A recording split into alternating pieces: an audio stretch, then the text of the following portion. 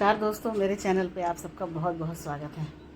दोस्तों, आज मैं आप लोगों को शेड लविंग प्लांट्स जो बिल्कुल इंडोर रखे जाते हैं, इंडोर लेकिन ब्राइट लाइट में और बहुत ही अच्छे से चलते हैं, उनकी ग्रोथ बहुत अच्छी होती है, ऐसे कुछ प्लांट मैं आप लोगों को दिखाऊंगी और उनकी जानकारी दूंगी। साथ ही साथ उनके नाम भी बताऊँगी और उनकी कीमत भी कि नर्सरी में वे किस कीमत में मिलते हैं, और हो सके तो उनकी केयर टिप्स भी बताऊँगी। तो वीडियो में एंड तक बने रहिएगा।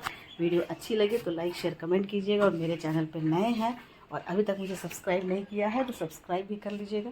तो चलिए वीडियो शुरू करते हैं। तो सबसे पहले मैं आप लोगों को उस प्लांट के बारे में दिखलाती हूँ। एक नज़र आप देख लीजिए। वैसे हाईलाइट में आपने देख ही लिया होगा कि आपने यहाँ पर देखा कि ये शेफलेरा का एक प्लांट है जो सबसे ज़्यादा हाईलाइट हो रहा है। शेफलेरा जो कि शेड लविंग है, और आप इसे ऐसी जगह रख सकते हैं जहाँ पर छनकर धूप आती हो या सुबह की 1-2 घंटे की धूप इसको मिलती हो तो बहुत अच्छे से चलते हैं। इसके 3 वैरायटी होती है। एक तो ये ड्वार्फ वैरायटी है। आप देख रहे हैं कि इसका तना कितना ठीक हो चुका है और छोटे से पेड़ के रूप में दिख रहा है। तो एक वैरायटी ड्वार्फ होती है, एक इसी की लॉन्ग वैरायटी होती है जो बड़े होते हैं और उनके पत्ते में वेरिगेशन होता है, लेकिन उसमें क्रीम कलर ज़्यादा होता है। और एक वैरायटी ऐसी होती है जो बिल्कुल ग्रीन होती है, जो नॉर्मल वैरायटी कही जाती है। तो ये तीनों ही वैरायटी बहुत ही खूबसूरत लगते हैं, और इन तीनों को आप शेड में आराम से रख करके इसकी खूबसूरती का आनंद उठा सकते हैं। दूसरा प्लांट जो मुझे बहुत ही ज़्यादा पसंद है वो है एग्लोनिमा। आप देखिए इसकी पत्तियाँ देखकर आप इसके ऊपर फिदा हो जाएंगे। इतनी खूबसूरत इनकी पत्तियाँ होती है और कई सारी इनकी वैरायटी होती है। 100 वैरायटी शायद होती होगी। मेरे पास 4 या 5 वैरायटी है और मैं एक एक करके इसका कलेक्शन बढ़ा रही हूँ। तो ये मैंने हाल ही में ला करके अपने गार्डन में लगाया है। ये बहुत ही खूबसूरत है, आप देख रहे हैं। और एग्लोनिमा की जो खासियत होती है वो ये कि इनमें नीचे से इनके रूट के पास से नए प्लांट निकलते हैं, आप उन्हें आसानी से प्रोपोगेट कर सकते हैं। तो ये देखिए बहुत ही खूबसूरत है। इसकी दूसरी वैरायटी ये है, इसका भी नेम मैं नहीं जानती हूँ। और देखिए इसके तने के पास से ये पुराना हो चुका है, तो एक नया प्लांट यहाँ से निकल रहा है। इसे मैंने कटिंग से लगाया था और बहुत ही अच्छे से ये चल रहा है, और देखिए इसमें नए शूट आ रहे हैं। उसके बाद एग्लोनिमा की एक और वैरायटी है, इसका नाम है लिपस्टिक एग्लोनिमा। और ये थोड़ा सा डेलिकेट होता है, तो इसकी केयर बहुत ज़्यादा करनी पड़ती है, और नहीं तो बहुत ज़्यादा इसमें रूट रॉट का प्रॉब्लम आता है और इनकी जड़ें गलने लगती है। तो इन्हें आपको ध्यान देना होगा कि पानी इनमें बहुत कम दें। तो ये है लिपस्टिक एग्लोनिमा। ये मेरे पास 2 है इसके प्लांट। आप देखिए एक प्लांट और है यहाँ। बहुत ही खूबसूरत होता है। इनके टिप के ऊपर बिल्कुल रेड कलर की धारी बनी होती है, बॉर्डर जैसी बनी होती है। और ये नेक्स्ट वैरायटी है एग्लोनिमा वैलेंटाइन। ये बहुत ही खूबसूरत होता है, बिल्कुल लगता है जैसे इनके पत्तों पर प्रिंट किया हुआ हो। और यहाँ देखिए नए पत्ते भी इसके आ रहे हैं। तो ये तो 3-4 वैरायटी हो गई। एक और वैरायटी आप देखिए ये है एग्लोनिमा की। इसकी मैंने अभी कटिंग कर दी थी और कटिंग करके मैंने यहाँ लगा दिया है। तो कटिंग से बहुत आसानी से एग्लोनिमा को प्रोपोगेट किया जा सकता है। एक और वैरायटी मेरे पास है, वो मैं आपको बाद में दिखाती हूँ। तो ये सारी एग्लोनिमा की वैरायटी है जो बहुत ही अच्छे से शेड में चलते हैं। और कुछ इनकी 1-2 वैरायटी को तो मैंने अपने बिल्कुल घर के अंदर रखा हुआ है, और लगातार वो घर के अंदर ही बहुत अच्छे से ग्रो कर रहे हैं। तो इस प्लांट को आप बहुत ही आराम से लगा सकते हैं, लेकिन इन्हें लगाने के लिए आपको सॉइल ऐसा लाना होगा जिसमें कि रेत ज़्यादा हो। 40% सॉइल, 40% आपको उसमें रिवर सैंड डालना होगा। 20% कंपोस्ट डालिए, और साथ ही साथ उसमें नीम की खली, फंगीसाइड, थोड़ा सा सीवीड एक्सट्रैक्ट, ये डाल करके आप उन्हें लगा सकते हैं। और पानी आप उन्हें तब दीजिए जब उनके मिट्टी 1 इंच 1.5 इंच तक सूखी हो। शेड में चलने वाले जो अगली वैरायटी है वो है डमकेल या डिफनबेचिया भी इसे कहते हैं। ये बहुत ही खूबसूरत होता है। इसके पत्ते भी देखिए, ये अपने पत्तों के कारण ही बहुत ही खूबसूरत लगता है। इसकी भी मेरे पास 2 वैरायटी है। एक वैरायटी ये है, आप देखिए। तो ये काफ़ी लंबा हो गया, मैं इसकी कटिंग कर दूंगी और कटिंग से इसके 2 प्लांट बन जाएंगे, और इसे भी कटिंग से आसानी से लगाया जा सकता है। उसके बाद है ये अरेलिया। अरेलिया तो इतना हार्डी प्लांट होता है कि आप इसे कुछ भी ना दें, सिर्फ पानी में मिट्टी में लगा दें, और एक बार पूरे साल में एक बार आप इन्हें केवल थोड़ा सा वर्मी कंपोस्ट दे दें, उसी से ये अच्छे से चलता रहता है। देखिए कितने अच्छे से शेड में ये प्लांट है, और देखिए इसके नए पत्ते भी निकल रहे हैं। इसके पत्ते में भी कॉर्नर पर वेरिगेशन होता है, जिसके कारण ये बहुत ही खूबसूरत लगता है। इसकी 2 और वैरायटी मेरे पास है, वो दोनों भी अपने फॉलिएज के कारण ही खूबसूरत कहे जाते हैं। तो एक तो इंडोर पौधे की खासियत ये होती है कि बहुत ज़्यादा इन्हें कोई भी रख रखाव की ज़रूरत नहीं होती है, बहुत ज़्यादा इनमें फर्टिलाइज़र देने की ज़रूरत नहीं होती है और बहुत ज़्यादा पानी की भी ज़रूरत नहीं होती है। तो ये सारे स्लो ग्रोइंग होते हैं, बस आप इनके पानी का थोड़ा सा ख्याल रखें तो बहुत अच्छे से चलते हैं। ये है एक स्टार फाइकस, आप देखिए कितना अच्छा वेरिएशन है। फाइकस की भी कई सारी वैरायटी होती है, एक में पत्ते बिल्कुल ग्रीन होते हैं, एक में पत्ते बिल्कुल क्रीम होते हैं और एक वेरिएशन वाला है। तो ये शेड में भी चलते हैं और सनलाइट में भी चलते हैं। ये है सिंगोनियम, आप देखिए सिंगोनियम की भी 2 वैरायटी है। एक वैरायटी मैंने आपको ये दिखलाया, एक वैरायटी ये है जिसमें इस तरह का वेरिएशन है, एक वैरायटी ये है जिसमें कि पत्तों की डिज़ाइन ऐसी है। तो आप देखिए बिल्कुल अलग तरह का है और ऐसे ही गुच्छे में ये बढ़ते हैं। ये वैरायटी भी बहुत ही खूबसूरत लगता है और बहुत इजीली ये कटिंग से प्रोपोगेट हो जाता है।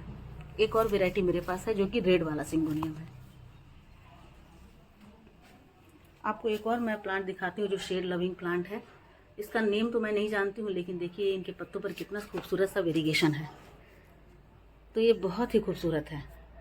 जहाँ तक मैं बात करूँ इन सारे पौधों की, तो शेफलेरा की ये जो वैरायटी है ड्वार्फ वैरायटी, ये 350 की है, लेकिन कुछ हो सकता है कहीं कहीं 250 में भी मिल जाए या 200 में भी मिल जाए, छोटा प्लांट हो तो। और ये एक है क्रिसमस कैक्टस, इसे मैंने हाल में ही ला करके अपने गार्डन में ऐड किया है, जो कि बहुत ही ज़्यादा खूबसूरत है और बहुत ही रेयर प्लांट है। ये हर जगह नर्सरी में नहीं मिलता है, ये कई बार मैं नर्सरी में देखा, लेकिन अब जाकर मुझे ये मिला है। तो इनकी जो ग्रोथ होती है वो टिप से होती है। यहाँ से ये पिंक कलर के छोटे छोटे देखिए निकलते हैं और यही आगे बढ़ जाते हैं, फिर टिप से एक नया प्लांट निकलता है, ये देखिए। और क्रिसमस के समय में इसमें बहुत ही खूबसूरत फूल होते हैं, कुछ में बिल्कुल पिंक होते हैं, कुछ में लाइट पिंक होते हैं, किसी में वाइट फूल होते हैं। तो इसी के कारण क्रिसमस कैक्टस इसे कहा जाता है, क्योंकि क्रिसमस के समय में ही इनके फूल खिलते हैं। और इन्हें आसानी से आप यहाँ से कट करके और रेतीली मिट्टी में लगा देंगे तो आसानी से प्रोपोगेट हो जाएगा। और इसे मुझे 350 में मिला है, वैसे 500 इसकी कीमत बताया गया था। और इन सब की देखभाल के लिए आपको मिट्टी ऐसी लेनी है, सॉइल ऐसी लेनी है जो ज़्यादा गीली नहीं रखे, जिसमें पानी बहुत ज़्यादा खड़ा नहीं रह सके। यानी कि यदि आप इनकी मिट्टी बना रहे हैं तो 40% मिट्टी हो और 40% उसमें रिवर सैंड हो, और साथ ही साथ 20% उसमें कंपोस्ट, या तो आप वर्मी कंपोस्ट डालें या फिर काउडंग कंपोस्ट। साथ में आपको नीम खली, थोड़ी सी फंगिसाइड और सीवीड एक्सट्रैक्ट, क्योंकि वह उनकी जड़ों को काफ़ी तेज़ी से बूस्ट करता है, तो ये बहुत ज़्यादा ज़रूरी होता है। उसके बाद इंडोर में ये देखिए स्नेक प्लांट की कई वैरायटी है मेरे पास, और ये बहुत ही अच्छे चलते हैं। कुछ तो मेरे बिल्कुल कमरे के अंदर रखे हुए हैं, और ये एक वैरायटी है, ड्वार्फ वैरायटी है। इसी के अंदर से नया यहाँ पर देखिए प्रोपोगेट हो गया है। इसकी एक वैरायटी आप देखिए यहाँ है जो थोड़ा सा बड़ा है, एक वैरायटी यहाँ पर है वेरिएशन वाला, और ये सारे ये एक वैरायटी है, और ये सारे फिर एक वैरायटी है, जिसे मैंने प्रोपोगेट करके अलग अलग छोटे छोटे प्लांटर में लगा दिया है। आप इधर देख सकते हैं कि कुछ और प्लांट है यहाँ पर। ये लेडी पाम, जिसे रेबिस पाम भी कहते हैं। ये है अरेलिया, ये एक क्रोटॉन है जो बहुत अच्छे शेड में चल रहा है। यहाँ भी एक अरेलिया है, देखिए इनकी भी लीफ के कटिंग कितने सुंदर हैं, टिप पर इनके कटिंग किया हुआ है और इनकी छोटी छोटी पत्तियाँ हैं। तो ये भी अरेलिया है, और ये इसी तरह से शेड में लगे रहते हैं और बहुत ही अच्छे से ग्रो कर रहे हैं। बहुत मुझे ध्यान नहीं देना पड़ता है, बस साल में एक बार मैं वर्मी कंपोस्ट डाल देती हूँ, और कभी कभी इसमें लिक्विड फर्टिलाइज़र का स्प्रे कर देती हूँ, NPK का स्प्रे कर देती हूँ, कभी टी लीफ का जो लिक्विड फर्टिलाइज़र होता है वो मैं दे देती हूँ, और उससे ये बहुत ही अच्छे शेड में चल रहे हैं। आपको ये थोड़े थोड़े ग्रीन दिख रहे होंगे, क्योंकि ये इसके ऊपर ग्रीन कलर का ही शेड लगा हुआ है। और ये देखिए जनाडो, ये भी शेड में बहुत अच्छे चल रहे हैं। और एक ये है पाम, इसे वेलवेट पाम या कौन सा पाम कहते हैं मुझे नहीं पता है। मैं जब भी इसे धूप में निकालती हूँ तो इनके पत्ते सूखने लगते हैं, तो मैंने शेड में रखती हूँ और शेड में ही बहुत अच्छे से ग्रो कर रहे हैं। और ये है रेड वाला सिंगोनियम, इनके पत्ते आपको थोड़े से डिफरेंट दिख रहे होंगे, तो थोड़े से और बड़े होंगे तो ये फिर पिंक कलर के दिखने लगते हैं। तो ये सारे शेड में बहुत ही अच्छे चल रहे हैं। और एक है स्पाइडर प्लांट, आप देखिए। तो ये सारे प्लांट मेरे शेड में रखे रहते हैं। यहाँ पर बरामदे में जहाँ पर धूप तो नहीं आती है लेकिन बहुत ही ब्राइट लाइट आती है और शेड से कुछ शेड की तरफ से धूप छनकर आती है, तो उससे ये प्लांट बहुत ही अच्छे से ग्रो कर रहे हैं। अब मैं आप लोगों को कुछ ऐसे प्लांट दिखाऊंगी जो बिल्कुल मेरे कमरे में रखे हुए हैं और लगातार कमरे में ही रखे रहते हैं और बहुत अच्छे चलते हैं। तो चलिए मैं आप लोगों को कमरे में ले जाती हूँ। देखिए दोस्तों, यहाँ पर मेरे कुछ प्लांट रखे हुए हैं। ये सेंसेवेरिया जो खिड़की के पास है, बहुत अच्छा ग्रो करके कितना लंबा हो गया, आप देख लीजिए। और काफ़ी सारे इसमें, एक मैंने लगाया तो बहुत सारे इसमें ब्रांच निकल गए हैं। अब मैं इसे प्रोपोगेट करके अलग कर सकती हूँ, अलग कर दूँगी। देखिए, और ये एक पाम है, अरेका पाम। यहाँ पर एक और एग्लोनिमा है, इसे मैंने कटिंग से लगाया था, अभी इसमें नए शूट आ रहे हैं। ये एक जीजी प्लांट है।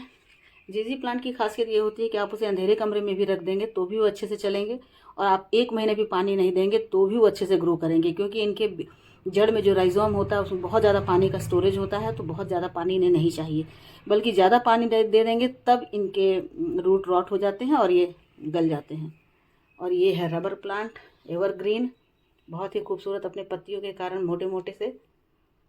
और ये एक और एग्लोनिमा, आप देखिए इनके पत्ते कितने मोटे, कितने थिक लग रहे हैं, बहुत ही अच्छे से ग्रो कर रहे हैं। यहाँ पर ड्राइंग रूम में एक और जीजी प्लांट, जिसे मैंने मदर प्लांट से ही प्रोपोगेट किया था, ये छोटे से प्लांटर में लगा हुआ है मनी प्लांट। और ये देखिए, ये ड्रेसिना है। ये ड्रेसिना मैं 4-5 महीने पहले कट करके यहाँ लगाया था और तब से ड्राइंग रूम में लगा हुआ है और अच्छे से चल रहा है, छोटे से कप में। और इसमें देखिए नई नई पत्तियाँ भी आ रही हैं। और एक सेंसेवेरिया का कटिंग मैंने यहाँ लगाया है 2 महीने पहले, और लगता है वो लग गया है। और ये मनी प्लांट, यहाँ भी एक मनी प्लांट लगा हुआ है छोटे से कप में। और ये देखिए, ये सारे कमरे के अंदर लगे रहते हैं और बहुत ही अच्छे से चल रहे हैं। तो इस तरह से आप, यदि टेरेस आपके पास नहीं है तो कमरे के अंदर आप ये शेड लविंग प्लांट लगा करके और बहुत ही अच्छे से उन्हें ग्रो कर सकते हैं दोस्तों। तो आज के लिए बस इतना ही, मिलती हूँ अगले वीडियो में एक नई जानकारी के साथ। तब तक मेरे साथ बने रहें और अपना खूब सारा ख्याल रखें। Thank you, happy gardening.